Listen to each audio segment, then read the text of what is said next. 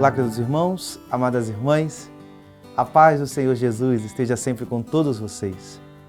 Hoje, terça-feira, dia 30 de julho, estamos na 17ª semana do Tempo Comum. E nesse momento, meditaremos no Evangelho de São Mateus, capítulo 13, versículos 36 a 43. Naquele tempo, Jesus deixou as multidões e foi para casa. Seus discípulos aproximaram-se dele e disseram: Explica-nos a parábola do joio. Jesus respondeu: Aquele que semeia boa semente é o Filho do Homem. O campo é o mundo. A boa semente são os que pertencem ao reino. Os joios são os que pertencem ao maligno. O inimigo que semeou o joio é o diabo. A colheita é o fim dos tempos. Os ceifadores são os anjos. Como o joio é recolhido e queimado ao fogo, assim também acontecerá no fim dos tempos. O Filho do Homem enviará seus anjos e eles retirarão do seu reino todos os que fazem os outros pecar e os que praticam o mal. Depois os lançarão na fornalha de fogo. Ali haverá choro e ranger de dentes. Então os justos brilharão como o sol no reino de seu Pai. Quem tem ouvidos, ouça. Palavra da salvação. No Evangelho que acabamos de ouvir, nós temos a explicação de Jesus sobre a parábola que ele contou anteriormente do joio e do trigo. Os discípulos pedem e aqui Jesus ele dá a interpretação de cada imagem que ele traz. O campo é o mundo. O trigo são aqueles que pertencem ao Senhor.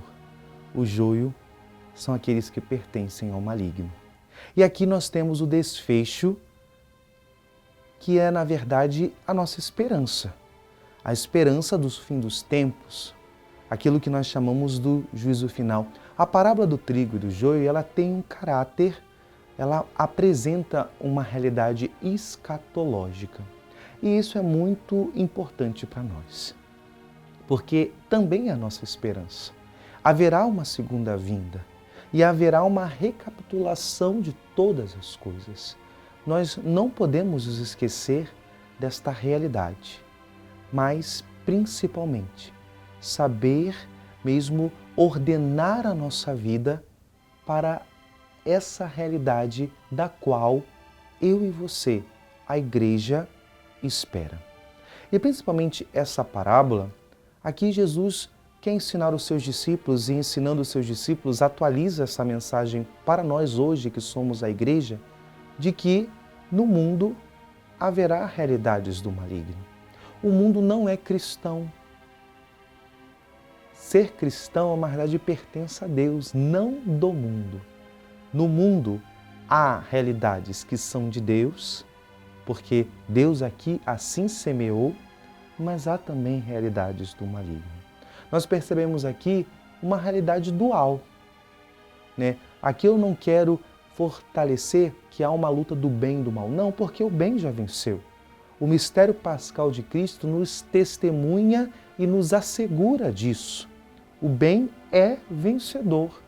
Contudo, não quer dizer que há realidades que muitas das vezes tentam e quer se contrapor a essa realidade. Porém, a parábola que nós acabamos de escutar, ela nos ensina primeiro que eu e você devemos saber lidar com as realidades do joio com paciência, porque é Deus que irá, no tempo certo, na hora certa, eliminar com o joio, arrancar o joio do campo. A nós, a paciência e a constância na vivência do nosso pertencimento ao Senhor. E outra realidade é aquela passagem que São Paulo diz aos Romanos, que tudo concorre para o bem daqueles que amam a Deus. Aquilo que muitas das vezes pode ser até uma tentação, um mal aparente, quando estamos vivendo em Deus, quando estamos muitas das vezes enraizados no Evangelho, na fidelidade ao Senhor, Ele pode concorrer para nós para um bem. Porque Deus é tão poderoso, que Ele pode tirar um bem de um acontecimento, de uma realidade de mal.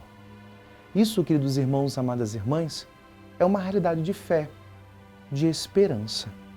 Quantas das vezes eu e você, vivendo realidades difíceis, sofrimentos, realidades mesmo contrárias, penúrias, crises pessoais, mas quando escolhemos viver essa realidade em Deus, quando escolhemos viver essa realidade aos pés do Senhor, na fidelidade ao Evangelho, na fé, sem segurança muitas das vezes humana nenhuma, mas abandonados em Deus, percebemos que tudo passa. E quando passamos por essa tempestade, vemos os frutos, vemos o crescimento, a maturidade interior. O deserto é necessário. Muitas das vezes Deus nos fortalece em meio a realidades de tentações, quando escolhemos lutar e permanecer nele, estarmos firmes.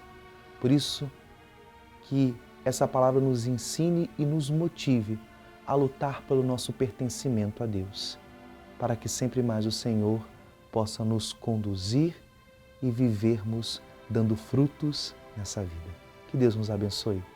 Em nome do Pai, e do Filho, e do Espírito Santo. Amém.